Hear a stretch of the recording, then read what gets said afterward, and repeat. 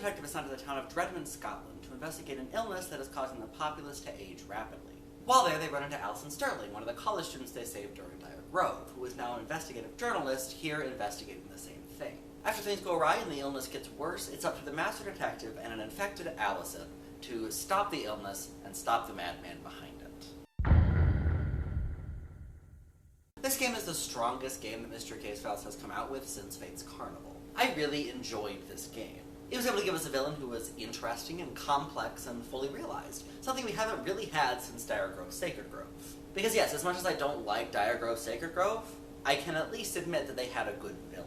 The villain of this game is a man who met the goddess of death and survived, and he's so enamored with her that he will do any number of heinous things, up to and including murder and destroying the world, to see her again and be with her. We understand his mind and why he is the way he is without the game over or under explaining anything. He's a good villain, which has really been sadly lacking as of late. In relation to the villain, I also appreciate that this game doesn't belabor revealing who he is. I remember when I first played this game, I figured out who the villain was pretty much immediately, and I'm glad that the game didn't try to waste my time with a whodunit. Not that there's anything wrong with whodunits, but this game really didn't need one, and I'm glad that the creators realized that.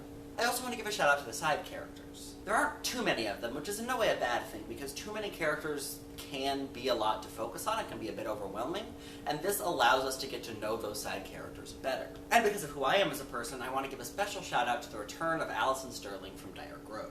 When I heard she was returning, I was a little concerned about how they would treat her, but they actually did a really good job with her character. No character assassination here. Alison kicks ass, and she doesn't even let a little thing like rapid aging stop her from doing so. She immediately gets on her feet and goes investigate something else while you're doing what you need to do. The only time she actually stops is when she's too weak to continue, because, again, rapid aging. And I absolutely love it.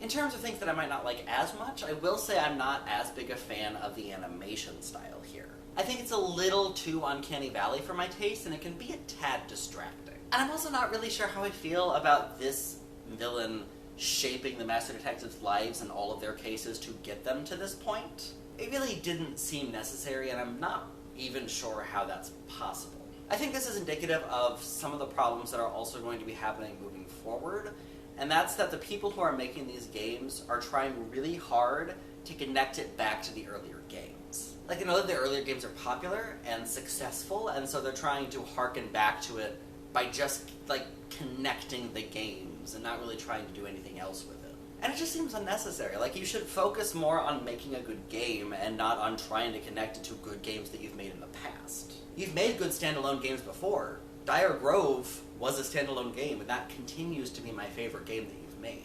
So if there's not a reason to connect them to the Ravenhurst and Madden Fate games, throwing in a connection, even if it's extraordinarily tenuous, it just doesn't work.